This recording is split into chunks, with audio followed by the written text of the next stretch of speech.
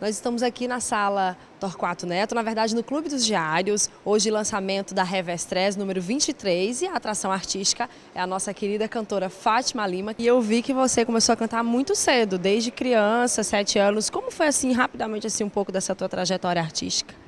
Então, foi aos 7 anos. Eu tenho uma irmã que estudava e me levava para a escola dela.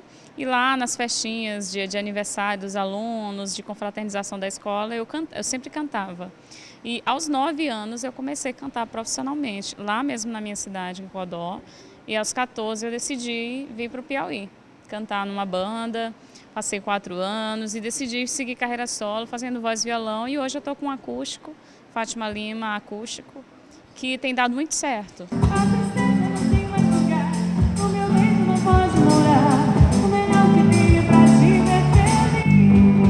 Fiz várias aberturas de show, parceria com vários artistas, Tânia Alves, Gerry Adriane, que são pessoas que marcam muito o estilo que eu gosto. Eu adoro abrir esses shows e ouvir essa coisa da Jovem Guarda. E recentemente também abri o show do Fábio Júnior, do José Augusto. Foi muito bacana, uma experiência maravilhosa. Já daí para gravar um CD autoral, né? Você tem esse CD já ou ainda está com planos assim? Eu tenho um projeto em parceria com Salgado Maranhão e com Zé Américo Bastos, que fez o CD do Dominguinhos e de vários outros artistas, como Elba, Zé Ramalho, e ganhou o Grammy Latino agora, o Zé Américo. Consegui essas parcerias e a gente está bolando aí um CD, já faz um tempinho que a gente está sentando e vai ser autoral. A maior parte do CD vai ser autoral, talvez duas regravações. O que você tem a dizer assim, sobre nós mulheres, sobre a mulher piauiense, como é que a gente está aparecendo assim, para a sociedade? Eu acho que é um passo decisivo para a gente, na sociedade. Não volta mais esse passo que a gente deu. Daqui para frente é só crescer, é só aumentar mais os nossos espaços na sociedade. Eu fiquei muito feliz quando a Revestrez lançou um dos temas, né?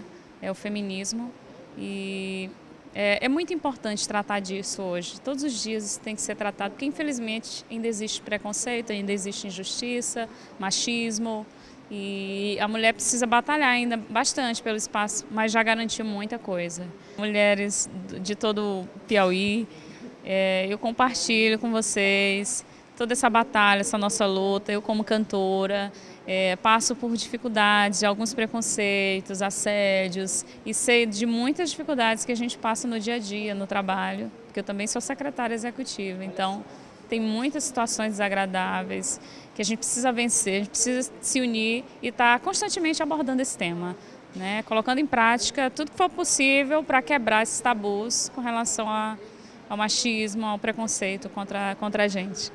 Empoderem-se, hein, mulheres, não é isso? Com certeza. Obrigada, Fátima, sucesso para você. Para nós.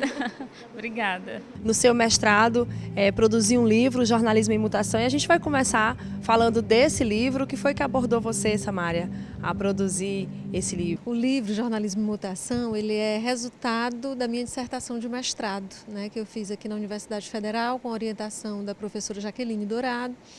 E aí o Jornalismo em Mutação, a gente lança um olhar, aborda a produção jornalística das últimas décadas, né, que tem algumas configurações muito próprias, né, influenciadas pelo avanço do capitalismo. Né? Aí a gente observa e elenca algumas dessas mutações que estariam acontecendo, mutação em relação a um conceito clássico de jornalismo. E o foco foi a nível de Brasil, foi mais a nível de Piauí? A nível geral, né? Mas com exemplos, né? Eu trago muitos exemplos para que fique fácil para a pessoa localizar e se situar, né? Tanto que eu considero que interessa não só alunos de jornalismo ou de publicidade, mas a qualquer um, porque todo mundo está em contato com os meios de comunicação e com a produção dos meios de comunicação, e é bom a gente olhar e refletir um pouco sobre o que a gente tem visto. Estou indo para a UNB, né, fazer doutorado, e assim, nesse jornalismo em mutação eu já falo de processos e práticas em jornalismo e lanço um olhar rápido sobre o jornalista, né, a figura do jornalista, o profissional de jornalismo. No doutorado eu pretendo aprofundar a visão sobre o jornalista, né, o perfil do jornalista. No seu ambiente de trabalho, que é acadêmico, né, e geralmente é um público bem heterogêneo, né? Tanto de idades como de pensamentos. Você conseguiu buscar, teve inspirações desse seu público? Eu adoro dar aula, né? E aula de jornalismo, que é o que eu gosto de estudar. E a aula é uma oportunidade da gente estar discutindo jornalismo, e aí a gente está sempre conversando e os meninos comentam exemplos que eles veem, trazem questões, é muito importante. É um momento mesmo de discussão uma discussão muito contemporânea, né? Que é em cima do que a gente está vendo e vivendo. E aí você falou de capitalismo, né? A gente percebe que com o capitalismo tudo se compra, né? Tudo se vende, assim. E você acredita de que forma é que as pessoas estão produzindo, por exemplo, para a TV, né? A gente vê muito programa de entretenimento e que são repetidos, né? A nível nacional e que, enfim, muitas pessoas criticam, mas tem um público muito grande, né? Tem uma audiência muito grande e a gente vê isso sendo reproduzido também em outros estados, né? De que forma você vê isso? Uma das características do avanço do capitalismo, do que a gente chama de capitalismo avançado nas últimas décadas, é a mercantilização em todos os processos e práticas, né? Então, tudo que você olha tem uma presença forte da mercantilização, é na educação, na saúde, e isso vem para a comunicação também, né? Então, os produtos de comunicação também, eles procuram, né? As organizações de comunicação procuram produtos que possam ser facilmente comercializáveis, né? E o próprio produto, o próprio programa, ele tenta ser comercializável. Aí isso tem que trazer indagações para a gente, né? Por que a gente está produzindo assim? A quem interessa assim? O que é que vai sair disso aqui? O que é que a gente vai poder extrair de um produto com características muito mais mercantilizadas, né? A gente tem que estar olhando e estar perguntando. A gente não pode só naturalizar, só achar que eu estou gostando de assistir o programa assim, né? E por que ele está assim?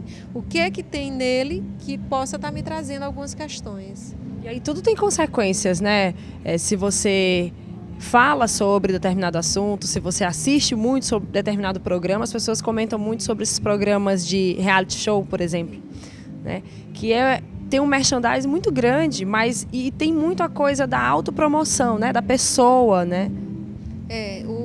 Os reality shows têm crescido muito, né? Eles têm uma audiência grande, né? E são vários formatos. Tem canais que só são de reality show, né? Todos os programas são reality shows.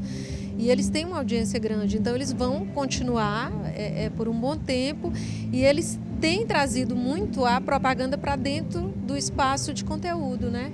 Que é uma das mutações que inclusive se apresenta muito forte nos meios de comunicação, é essa hibridação entre conteúdo editorial e publicitário, né? Você mistura muito. Não é que isso nunca tenha existido, isso existiu, né? Até no início, muito forte essa mistura.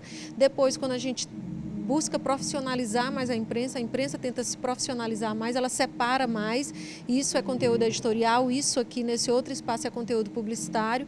E o que a gente tem visto nos últimos anos é uma mistura. A gente tem misturado muito, muitas vezes até propositadamente, para que quem receba a informação nem saiba direito onde é editorial, onde é publicitário, né? E a gente tem que se perguntar quem está ganhando com isso. O público está ganhando com isso?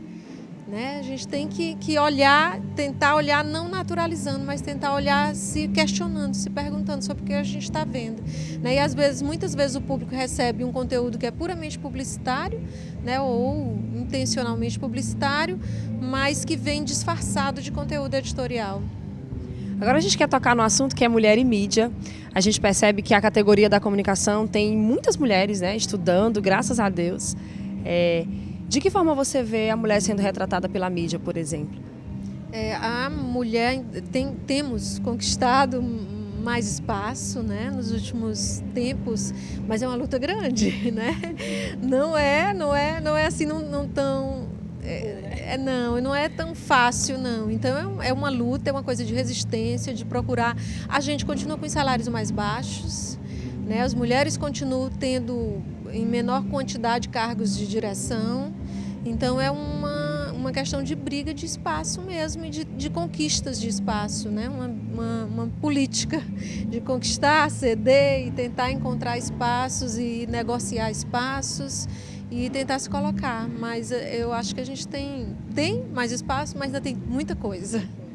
De que forma você vê a mídia influenciando as mães, as mulheres na educação de suas filhas? Né? Positivo, negativo, enfim. Tem coisas... eu acho até que a mídia tem trazido já algumas discussões, embora tenda muitas vezes a ser de um comportamento às vezes mais tradicional, né? Mas eu acho que a mídia tem abordado algumas discussões, ou tem, na medida de que a própria sociedade tem colocado o desejo de discutir alguns temas, algumas pautas, a mídia não pode se furtar a essas discussões, né? Então há algumas discussões, né, sexualidade, muitas discussões terminam surgindo e a mídia não pode mais fugir disso, ela tem que colocar em discussão mesmo, né? Gente, aqui foi a nossa conversa rápida com a Samária Andrade. A gente ainda está no meio do lançamento da revista Revestrez, mas a gente quer agradecer você, desejar muita sorte agora no seu doutorado. Você é uma das mulheres que representa a nossa classe aqui em Teresina, no Piauí. Muito obrigada, boa sorte. Eu que agradeço você, agradeço vocês, Norma, muito obrigada. Maria da Inglaterra se apresenta no quadro Meu Olhar Cultural. Continue com a gente.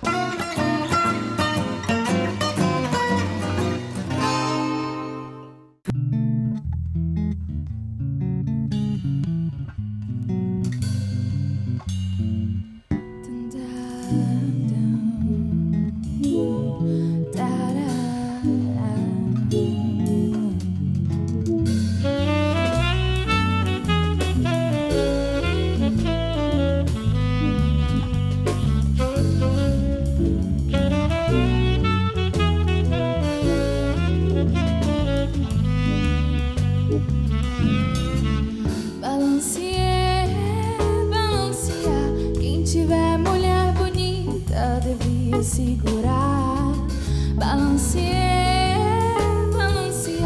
quem tiver mulher bonita devia segurar. Eu falo assim, é porque tenho razão, que dei a minha amante e veja que fiquei na mão. Eu falo assim, é porque tenho razão, que dei a minha amante e veja que fiquei na mão. Se vou à rua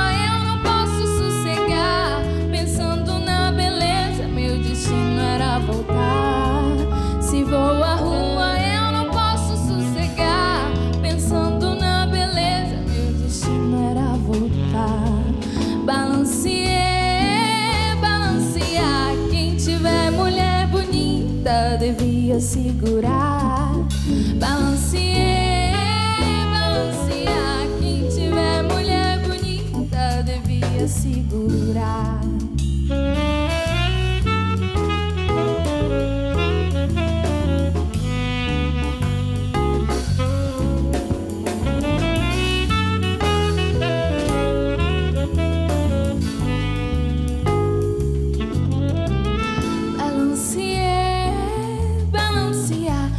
Tiver mulher bonita devia segurar. Balancear, quem tiver mulher bonita devia segurar. Eu falo assim, é porque tenho razão, que dei a minha amante e veja que fiquei na mão.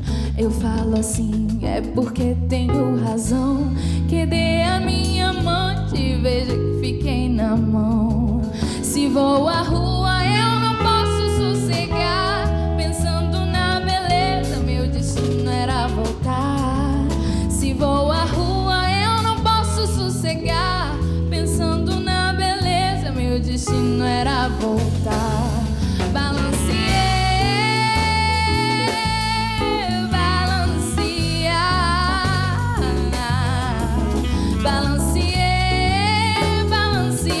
quem tiver mulher bonita devia segurar.